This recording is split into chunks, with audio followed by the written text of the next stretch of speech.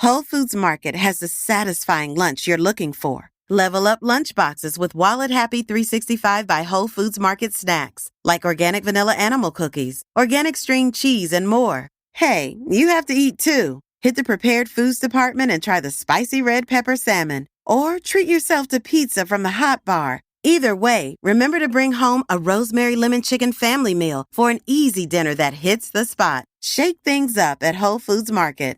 Major phone carriers make you sign contracts with rigid data plans to trap you into a kind of forced phonogamy. Sounds pretty insecure if you ask me. At Consumer Cellular, we believe in a more consensual and healthy form of phonogamy, free of contracts and more flexible to your data needs. This way, you stick around not because we force you to with contracts and fees, but because you love our phone plans. Like ardently love our phone plans. Phonogamously. Consumer Cellular. When freedom calls, we're here to answer. Call us at 1-888-FREEDOM. This is Optimal Finance Daily, episode 2418. Don't Make the Perfect the Enemy of the Good by Mark Fisher of MarkFisherFitness.com. And I'm your host and personal finance enthusiast, Diana Merriam. Welcome back to our Sunday bonus episode. Today, I'm sharing an episode from our health and fitness podcast, Optimal Health Daily. You can find that show wherever you're listening to this. And please do follow or subscribe to the show to get new episodes every day. And with that, here's Dr. Neil with the post and commentary as we optimize your life. Don't Make the Perfect the Enemy of the Good by Mark Fisher of MarkFisherFitness.com. The fitness industry is a magical land. It's filled with beautiful bodies, science-y words, otherworldly feats of strength, and fitness-obsessed compulsive disorder, or FOCD people. Now, I point this out lovingly, since I too once suffered from fitness-obsessed compulsive disorder. When you get really into training, it's easy to lose sight of the forest for the trees. In the beginning, an ignorant and blissful newbie can go to the gym and do the machines and see some results. But then, results plateau, and said newbie hits the interwebs. The interwebs prove to be a terrifying bounty of conflicting, strongly held opinions. And many of these opinions are based on tall tales, old research long ago debunked, and of course, yo, my cousin eats 2 quarter pounders every 60 minutes and he's jacked, yo, anecdotes. Our newbie, who is now an intermediate-y in knowledge if not actual physical development, chokes on paralysis by analysis. Do I do Arthur Jones-style high-intensity training or conventional body part splits? What about high-frequency training? Myo reps? FST7? What if I want to lose fat and build muscle? Should I be taking nitric oxide? What if I lose a half gram of glutamine in my shaker when I'm taking my post-workout shake? Come here, newbie. You need a hug. I'm going to hold you gently, but firmly. Shh, shh.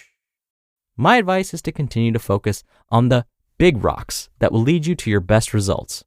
Eat soundly and train hard with a reasonable program.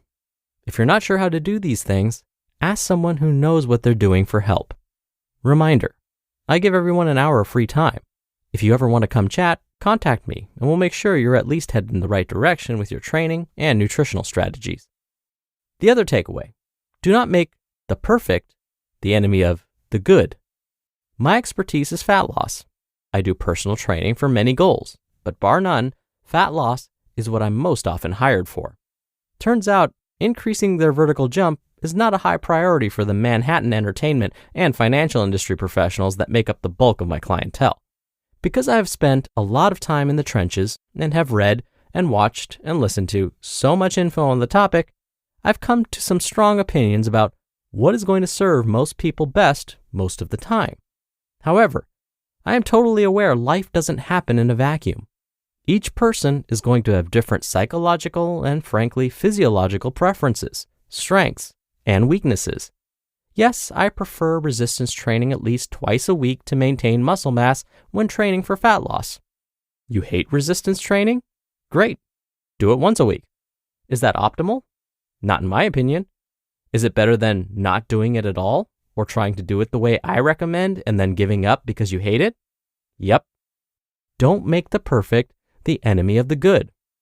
Yes, if you're serious about getting as lean as you can and you don't want to count calories, it's going to be hard to make room in your caloric budget for booze. If you don't know how much is coming in, it gets really difficult for us to tweak your diet if you're not getting the desired results after a few weeks. But you know counting calories will drive you nuts, and having a drink with coworkers a couple of times a week is one of your favorite things in the world. Great, have fun. Will it blunt your results a little? Maybe. Will we have to re-examine that approach after a couple of weeks? Possibly. Is it better than saying, screw it, I'm just going to keep eating the way I want and adding in more elliptical time? Totally. Don't make perfect the enemy of the good. Flip cup does not count as cardio. I don't like moderate speed running for most people. Honestly, I kind of hate it. For most people, it's more correctly described as speed limping. Now, I can't take credit for that. It's not my term. Painfully apropos though, right? Now, speed limping will generally do more structural harm than physique and cardiovascular good. But you absolutely love running for its meditative quality. Great. Enjoy. Will I be on you to make sure you're smart and listen to your body? Like, if your joints hurt when you run, then stop doing it? Will I also remind you that you keep the volume sensible and that you're employing non-sexy restorative modalities to minimize the wear and tear? Yes. But it's not going to kill you if you're being responsible. I still prefer circuit resistance training for cardiovascular training, but I shan't make the perfect the enemy of the good. I'm more than happy to totally geek out and discuss the relative merits of different approaches to optimizing any fitness goal. But at the end of the day, the most important variable is compliance. Hat tip to Alan Aragon for that brilliant nugget. If you're not going to do it, then forget it. As always, one has to use good taste when applying this principle, lest it turn into a justification for refusing to stop doing something that is obviously sabotaging your results. But dude, I have to be able to get wasted at least 3 times a week. There's no way I can live a life of 5 sober nights a week. Nonetheless, obsessing over meaningless details and/or trying to employ a strategy that you despise is not a recipe for long-term success. The takeaway: stick to the big rocks. Focus on the things that will bring you the best return on your time investment. But remember to not make the perfect the enemy of the good. Make sensible allowances for deleting things you hate and adding things you love. And if you're not sure what the big rocks are and where you have room to riff, consult a qualified fitness professional.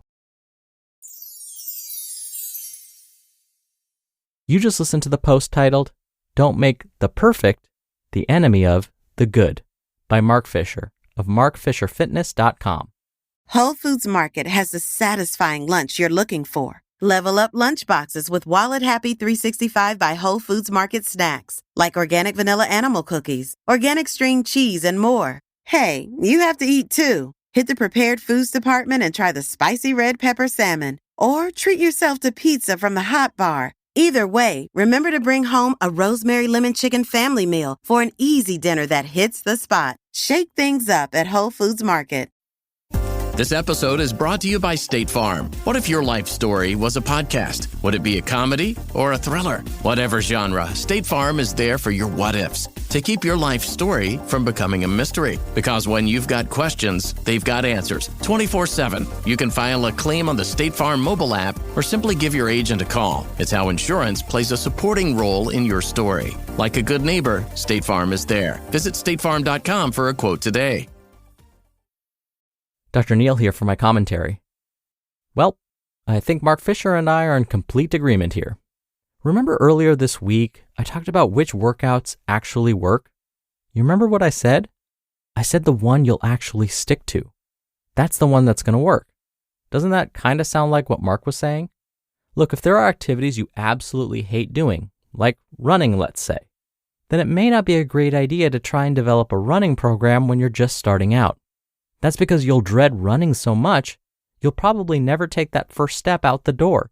Actually, you'll probably never put on the shoes in the first place, let alone walk out the front door. So it may be better to find an activity you do enjoy first. Say you hate walking or you hate jogging, but you've got that road bicycle sitting in your garage that you've been meaning to use. Maybe start there. Do you hate resistance training or weightlifting? Then don't start there. Find something else that you enjoy instead. What if the answer is nothing? I enjoy no activities.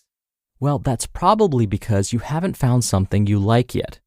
Maybe you haven't tried roller skating, or paddleboarding, or skiing, or dancing, or handball, or frolf. There are so many options. So, just as Mark Fisher said in his post today, don't worry about being perfect. Just start. All right, that'll do it for today. I'll be back here tomorrow for our usual Friday Q&A, so stay tuned for that, where your optimal life awaits.